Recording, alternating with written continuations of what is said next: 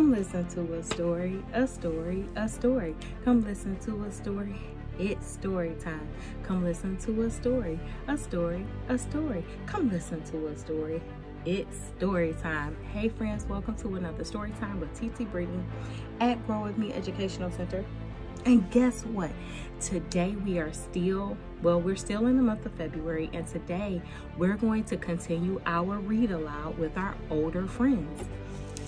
Remember friends, we are reading the Addy story collection. And the first book is Meet Addy, and we are in chapter 3. So I can't wait to jump on in here. Get your book. Come on in. Let's read together. I'll see you in a second.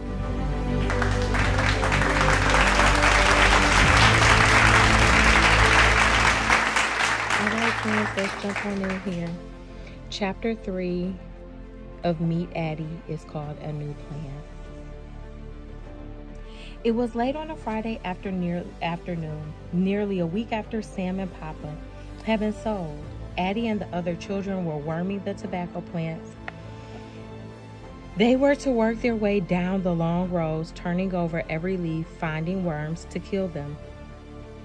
It was a job that Addy hated. She didn't even like looking at worms, and to kill them, she had to either squish them with her hands or squish them under her bare feet.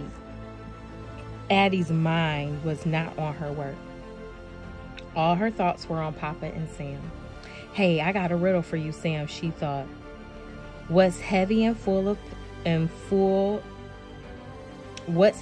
a full pail of water, but empty, empty, empty? Give up? My heart. She peeled the worms off of plants, but forgot to look under the leaves of others. When she came to the end of her second row, the overseer came along to check behind her work. Addy was starting the next row when she saw the overseer storming towards her. He had his whip in his hand. She turned to run, but before she could take a step, Addy raised up her hands, thinking that he was going to hit her. But he did not hit her. He dropped the whip and pulled Addy's hands down from her face, yanking her towards him. Holding her wrist in one hand, in one of his large hands, he opened his other hand. Addy saw what he held: live worms. Worms that Addy had missed. The overseer forced open her mouth and stuffed those still twisting, wiggling worms inside. Addy began choking. Eat them, the overseer growled. Chew them up, every last one. If you don't, I'll get some more. Addy gagged as the worms' juicy bodies burst in her mouth. That'll teach you to mind your work, the overseer snapped. He shoved her away. Addy crumbled to the ground as he turned to leave. It was dark when Mama came home to the cabin. She had baby Esther on her hip. There was no fire in the hearth. Addy lay curled up on her pallet, her face, arms, legs streaked with dirt. Her feet were covered with mud. Addy, are you awake? Get up, honey, her mother said, lighting a candle and then placing Esther down on the pallet. But Addy did not look up. Addy, her mother said in a voice soft and warm as the glow of the candle. What happened to you? She sat down on the edge of Addy's pallet, touched her head gently. Addy opened her eyes. They were red. As she told her mother what the overseer had done, she started to cry. Mama lifted Addy's head onto her lap. I hate them, Mama. I hate white people, Addy sobbed. I don't want you to hate nobody, Mama said, stroking Addy's hair. After a while, she got up, got some water, and when she came back, she began washing the tears and dirt from Addy's face.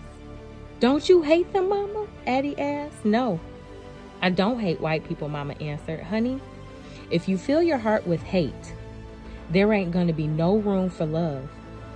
Your brother and Papa need us to fill our hearts with love for them, not hate for white people. But Mama, that overseer and Master Stevens, they hate us, Addie said bitterly.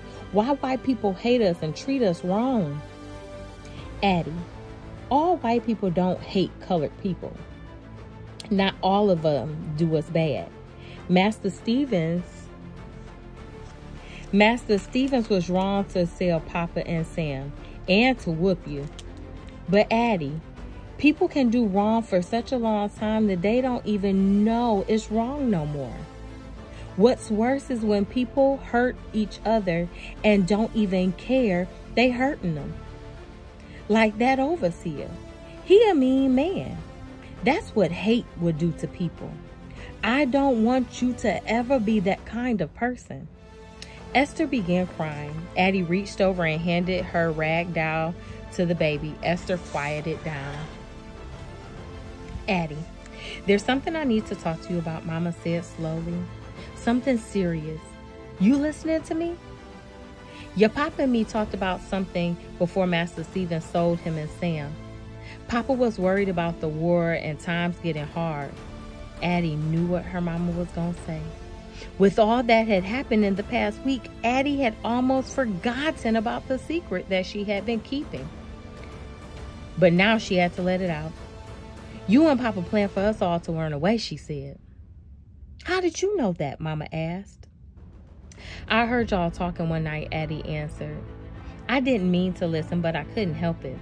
Then you already know we had planned to go north. Well, we still going. What about Papa and Sam? Addie asked. Shouldn't we wait for them to come back for us? They ain't coming back here ever again. No matter what, Mama replied. Papa's plan was to go to Philadelphia. He told Sam about it the day after you heard us talking. I aim to stick to that plan. We're leaving tomorrow night. That's a picture of Addie, her mom, and Esther. Addie looked into her mother's thin face. There were fine lines of worry around her brown eyes. Tomorrow? But what if we get caught? Addie asked. Her voice was shaking. There ain't no choice, honey. I never thought Master Stevens would break up our family after your Papa and me served him our whole life. But I was wrong. Mama shook her head. After what he done, Addie, I can't keep you safe no more. I'm scared that man who bought Sam and your Papa might come back for you. I can't stop him if he do. I ain't gonna sit here and wait for him or anybody else to come and take you from me. Esther began crying again. Addie patted her gently. And then she said, Mama, I'm scared, but I want to go to freedom. Esther want to go too. She turned to her baby sister. Don't you want to go to freedom, Esther? Addie asked. Don't you want to go and find Papa and Sam in Philadelphia? Addie, go to your pallet and get what's under it, Mama said. Under Mama's pallet were 2 large kerchiefs and some clothes. They were not clothes for women or a girl, but for a man and a boy. Mama, what we gonna do with these? Addie asked. I'm gonna pack them kerchiefs with some food, a drinking gourd, and things like that. We're wearing the clothes, Mama answered. We gonna disguise? Addie asked in surprise. They are disguised, but more than that, explained Mama. Auntie Lula and Uncle Solomon got them for us. When Master Stevens sent out the dogs after us, it's gonna be hard for them to track our smell if we got on somebody else's clothes. Auntie Lula and Uncle Solomon should come with us, Mama, Addie said. Papa say Uncle Solomon know where the safe house is. They should come to freedom too. They too old to come to freedom, Addie. They can't run. They would just slow us down. Esther can't run neither. She coming, Addie said. Mama lowered her head. Addie knew something was wrong. Her mother would not look at her. Then Addie saw tears on her mother's face. Mama, what's the matter? Addie asked. I may as well tell you now, honey, her mother said in a voice low, slow, and sad. Esther ain't coming with us. Addie could not believe her ears. She must not have heard her right. She picked up Esther and held her close. "No, Mama," Addie said. We ain't leaving Esther." "Addie, did you hear me?" Mama's voice, soft but firm. "Your sister staying here." "But why? Papa said we was all going," Addie insisted. "Honey, it was different when your papa and Sam was going with us. They could help carry Esther. Now I gotta carry her by myself." "I could help, Mama. Let me help. I could carry her," Addie begged. "Besides," Mama went on, "Esther might cry any time, and her crying would give us away." "I could keep her quiet, Mama. I just know I could," Addie said. "I let her hold Janie while we was running." "Addie, Esther can't come," her mother said. Addie hugged Esther again. This was the hardest thing she had to do in her life. "I love Esther as much as you and Sam, but we can't take her. Auntie Lula and Uncle Solomon is gonna keep her. She just a baby, so Master Stevens ain't gonna sell her. He can't make no money selling a baby." Addie cradled Esther in her arms, rocking gently back and forth. The three of them sat quietly for a long time. Then Mama broke the silence. "The war ain't gonna last forever. When it's over, we're gonna get Esther back. Our family will be together again. Lay down," Mama said, blowing out the candle. "Mama, can we all sleep together tonight?" Addie asked. "I like that," Mama said. Addie, Mama, and Esther crawled into Addie's pallet. Esther was sandwiched between Addie and Mama. The baby held tight to Janie. Addie moved as close to Esther as she could to feel the baby's warm breath on her face. She put her arms around her tiny sister. Addie tried not to cry, but itchy hot tears were running down her face, and she didn't bother brushing them away. She felt her mother's arms around both of them. Beyond,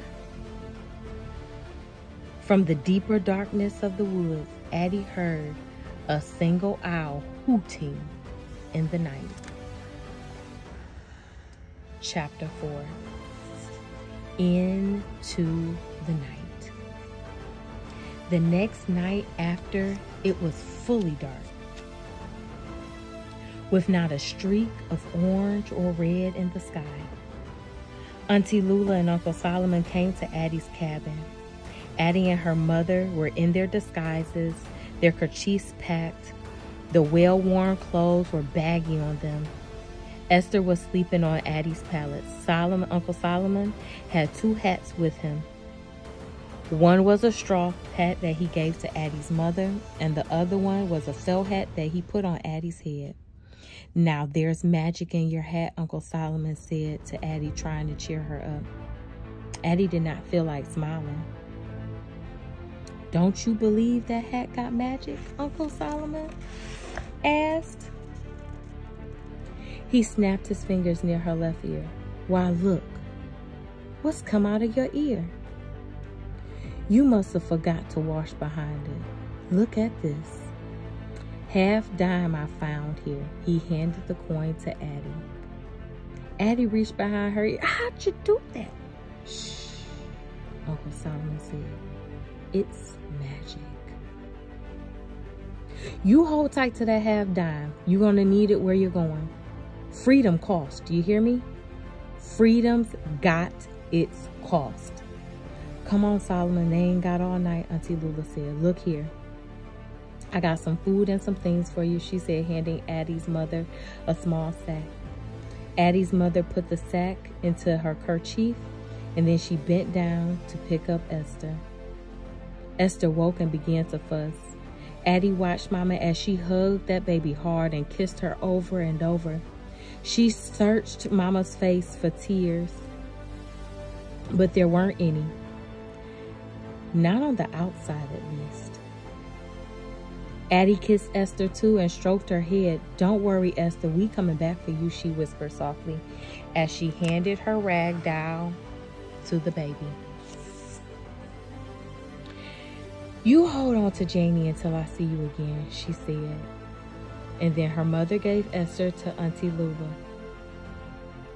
We're going to take good care of Esther. Don't worry, Auntie Lula said, looking into the baby's eyes as she held her. She's going to be right here when you come back for her.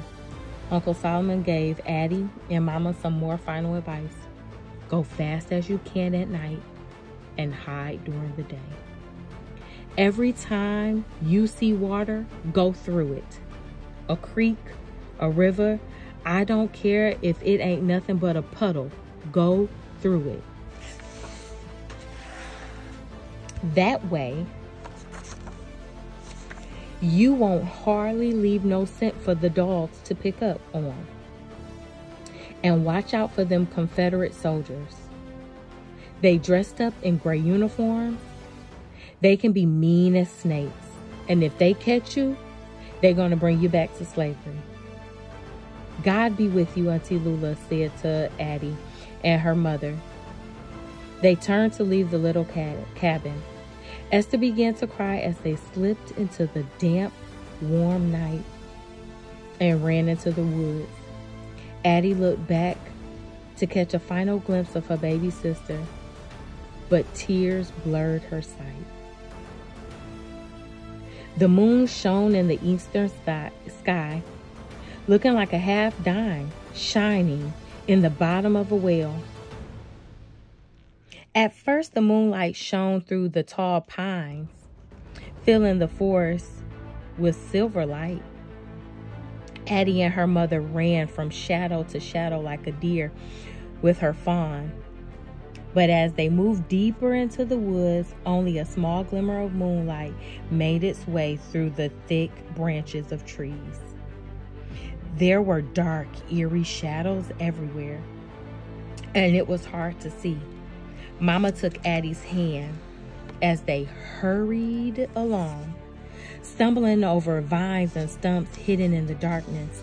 Addy expected to hear the comforting night sound of crickets as she always heard in the cabin, but the deeper they got in the woods, the stranger the sounds became. Owls screeched high in the pines. The wind moaned like a wounded animal. Branches from Spalding's reached out for her, stinging her face as they slapped against her. A bat swooped down from the trees, and its wings beating in the air just above their heads. Suddenly, a dark form stirred in the bushes ahead. Moving toward them, Addy screamed and froze.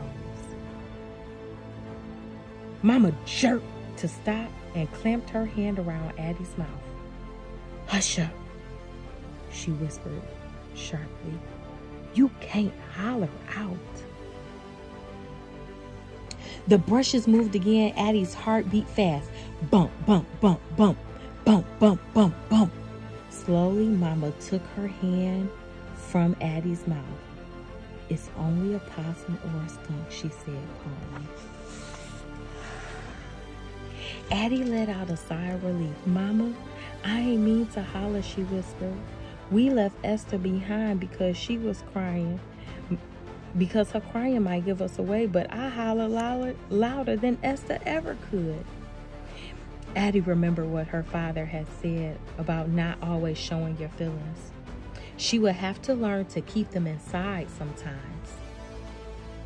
All through the night, Addy and Mama stumbled through the darkness. They waded through the swampy places where their feet were stuck deep into oozing mud.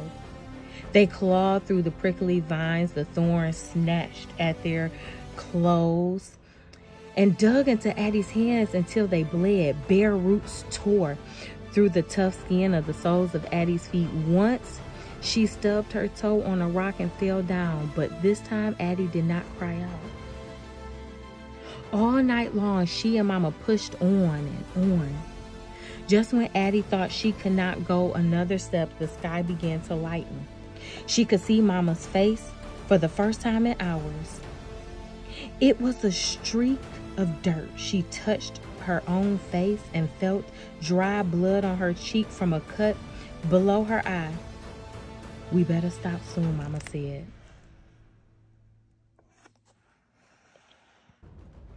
"It's getting light out and somebody might see us." "You're right. We need to look for a hiding place. They went a little further and found a small cave and crawled inside and huddled together, waiting for sleep to come. When they woke up hours later, it was hot. Mosquitoes buzzed around their heads, drawn to the stickiness of their sweat. Addy slapped at them, but it was no use. "You must be hungry," Mama said, reaching into her bundle. She had handed Addy a piece of Auntie Lula's cornbread. It was hard and dry, but it tasted good to Addy. She washed it down with a drink of water from the gourd. When they finished eating, Mama reached into the bundle again. "I got something for you," she said. Addy watched eagerly as Mama opened her hand. In her palm was a small, shiny shell. "I want you to have this," Mama said. "It's something me and your papa been saving for you. It's a cowrie shell, and it belongs to Papa's grandma. She was stole from Africa when she was no bigger than you. None of her family was on the ship with her when she came here from across the water. She wore this shell on a necklace. Your papa was going to give it to you when you was older, but I think you should have it now, Addy. Your great-grandma's name was a duke. That name got a meaning where she come from, and it means much loved. I saved her name for you, Addy." Addy was silent for a moment, and then she looked into her mother's gentle brown eyes. "Mama, can I hold the shell tonight?" "Sure you can. I got something special to put it on," her mother said, pulling a leather string out of her bundle. "Mama, that's one of Sam's shoelaces," Addy said. "I wanted you to have something of his too," Mama said. She pulled the cord through the small hole at the end of the shell and knotted it, and then put it around Addy's neck. "Remember what I told you about the love you need to carry in your heart. It ain't nothing you can touch like this shell. But when you find yourself feeling sad or scared, you dip into that love, Addy." And that's a picture of her cowrie shell. "It's well with no bottom, and it can give you strength and courage." Addy rubbed the shell between her fingers. Its rounded top was smooth as soap. The flat underside was also smooth, except for the middle, where the shell closed in on itself. There, it felt like teeth of a fine-toothed comb. My great-grandma must have been brave to come across that water all alone. I'm going to be brave, just like she was, Addy said. "She was brave, Addy," Mama answered, "and you are brave too. But there's one thing different about you and your great-grandma. Her journey ended in slavery. Yours, girl, is taking you to freedom." They sat in silence for a long time, looking at the cowrie shell and thinking about someone they had never met. Then Addy spoke. "Mama, do you think Esther gonna remember us?" "That ain't easy to say. Babies don't remember much. But I got a feeling Auntie Lula won't let her forget," Mama said. As Addy and Mama settled down in the cave to wait for sunset, Addy pictured Esther back on the plantation. She would be asleep now, curled up with Jamie. Maybe she would be thinking about Addy. When night finally came, Mama and Addy started out again. The moon lit their way until they reached the end of the woods, where they saw flat darkness ahead of them. Then, before they could see water, they heard the rushing sound of it.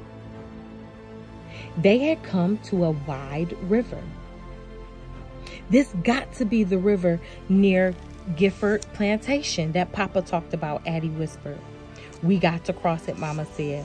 Her voice sounded scared, but better. Stuff our hats and things in our pockets. They stood at the brink of the river for a few moments, afraid to enter the foaming, angry water. Sam had taught Addy how to swim, but this water looked dangerous, and Mama didn't know how to swim at all. Holding tight to each other, they started into the water together. Addy picked her way along, squishing the bottom, her feet slipping on slimy rocks that were stuck in the mud. Once she tripped on a rock, losing her balance and pulling Mama with her. Addy felt her mother's grip tighten around her hand and realized again how frightened Mama was. Pulling themselves up, they slowly made their way into the center of the river. There, the current started to pull at them. It lifted them from the bottom and dragged them sideways. Hard as they tried to walk against it, that water was stronger than they were, and they were pushed further and further away from the shore. Addy could hear Mama sputter as water filled her mouth and nose. "Mama, keep your head up," Addy yelled, as loud as she dared. "Just don't go under." Suddenly, a huge swell of water rushed against them, pulling Mama's hand from Addy's, dragging her away. Addy turned just in time to see her mother disappear underneath the churning water. Addy wanted to scream, but she kept it inside. Instead, she drew in air, filling her lungs, and dove. That's a picture of Addy's mom in the water. And she dove under the water. Struggling against the current, trying to stay close to the place where Mama had disappeared. She couldn't see a thing in the dark water. She felt around for Mama, but she found something. But she found nothing.